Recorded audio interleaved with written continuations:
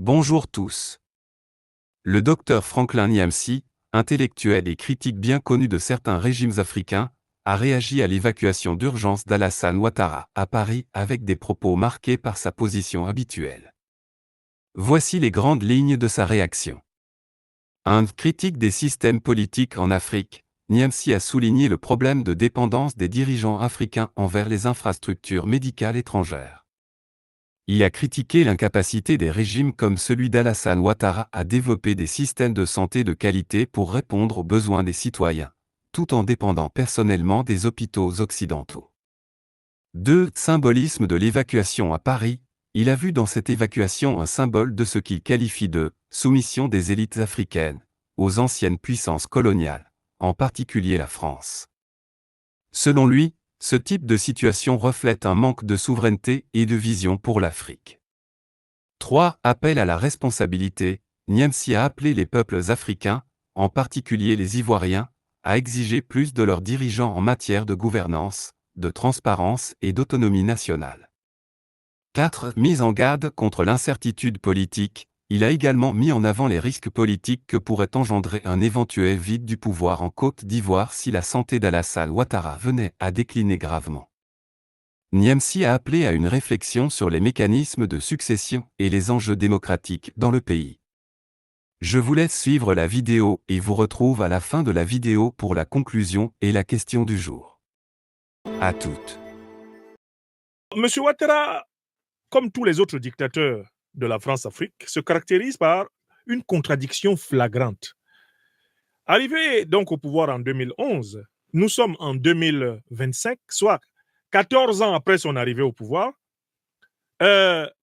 Monsieur Ouattara n'a toujours pas construit en Côte d'Ivoire un hôpital digne de le soigner. À la moindre rage dentaire, à la moindre céphalée, au moindre tremblement fiévreux, au moindre picotement cardiaque, à la moindre démangeaison dorsale, à la moindre élongation, à la moindre courbature, on entend Ouattara crier « À l'aide ! À Paris, préparez le voyage pour Paris. Oui, chou, préparez le voyage pour Paris. Oui, chou. » Mais écoutez, monsieur Ouattara, non seulement vous avez prétendu que vous alliez transférer la capitale de la Côte d'Ivoire à Yamoussoukro, rien de cela n'est arrivé. Vous avez prétendu que vous donneriez à chaque Ivoirien une maison. Faites-moi confiance. 5 ans. Chaque Ivoirien, une maison. Vous ne l'avez pas fait. Vous avez promis des trentaines de millions de CFA aux militaires des troupes qui se sont battus pour vous installer au pouvoir. Vous n'avez pas respecté vos consignes. Monsieur Ouattara Draman, où est donc l'hôpital qui serait digne de vous soigner? Pourquoi avez-vous peur de vous soigner dans cette Côte d'Ivoire paradisiaque que vous prétendez avoir construite? Régime RHDP, montrez-nous l'hôpital où votre président peut se soigner. Montrez-nous l'hôpital où vos premiers ministres se soignent. Montrez-nous l'hôpital où les chefs de vos entreprises parapubliques se soignent. Montrez-nous l'hôpital où vos secrétaires d'État se soignent en Côte d'Ivoire, pour que les Ivoiriens au moins soient rassurés par le fait que ce que vous prétendez être le paradis, vous en profitez. Il n'y en a pas. Les avions ivoiriens sont remplis d'individus avec des subventions médicales tirées des fonds publics et qui viennent à la moindre alerte sanitaire, se soigner en Europe. Alassane Draman Ouattara est donc en fait un menteur sur toute la ligne. D'abord, il ment sur sa propre santé. Et si je parle de sa santé, c'est parce que c'est lui qui nous a autorisés à le faire. C'est lui qui a pris la responsabilité de parler de la santé des opposants politiques. Alassane Ouattara a donné en 2020, si je ne m'abuse, c'était au mois d'octobre ou de novembre 2020, une interview entière dans le journal Le JDD, où il s'est complu à décrire l'état de santé supposé du président Laurent Gbagbo. Ce jour-là, j'avais découpé la coupure de presse dans le JDD, j'ai gardé, j'ai dit à partir d'aujourd'hui, il n'y aura pas une année qui passe sans qu'on ne fasse le bilan de santé de Ouattara Draman.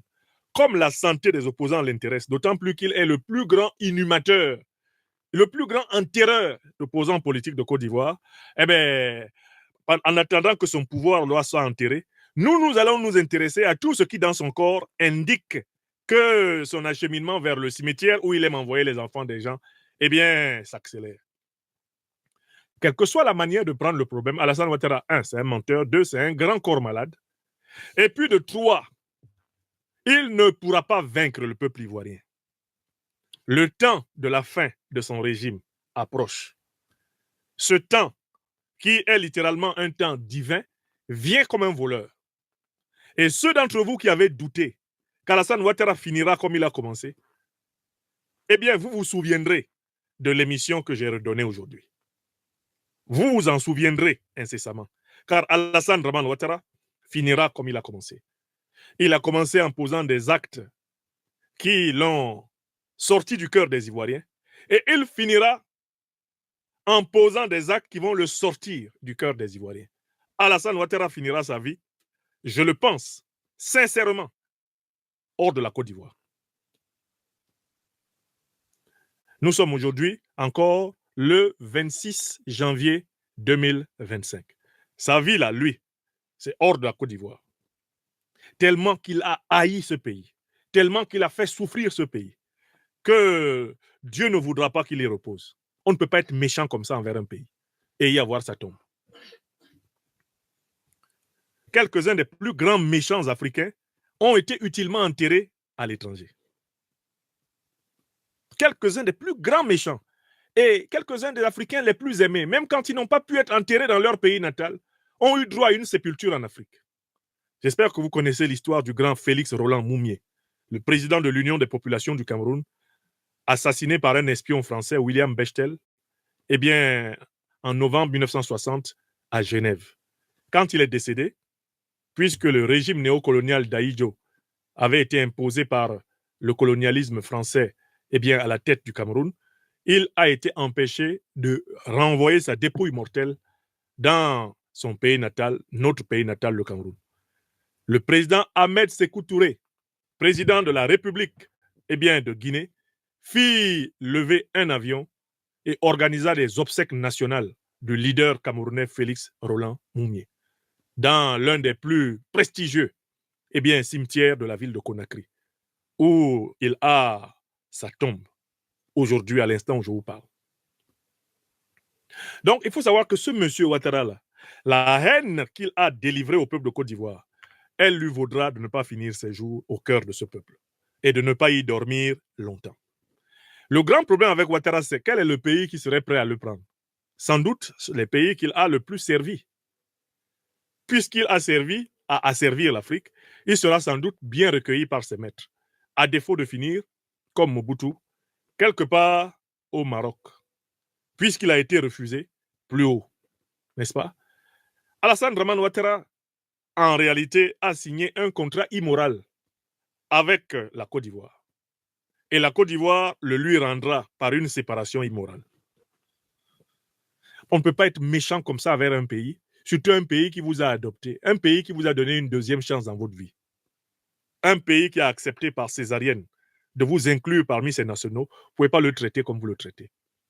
Vous vous achetez 5 avions, vous vous donnez 342 milliards de budget de souveraineté, vous pourchassez les fils natifs du pays, vous excluez les gens des listes électorales, vous excluez les gens des élections.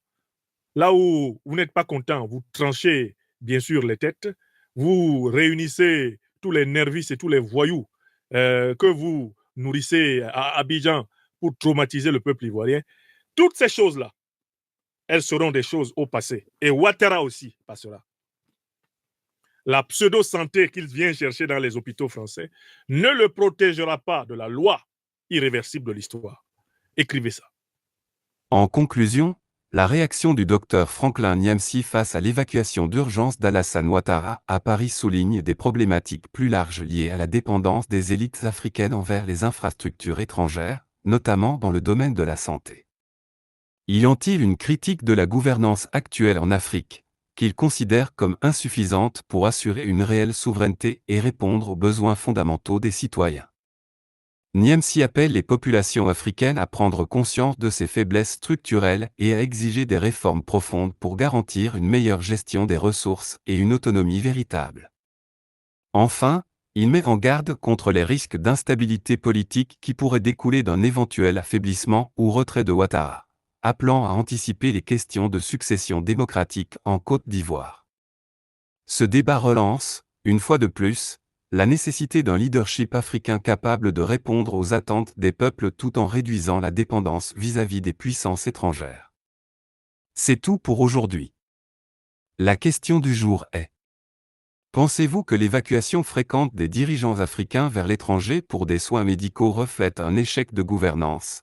Et comment les citoyens pourraient-ils pousser leur gouvernement à investir davantage dans les infrastructures de santé locales? Laissez-nous vos commentaires en bas, ne manquez pas de vous abonner et de partager la vidéo. Merci et à la prochaine.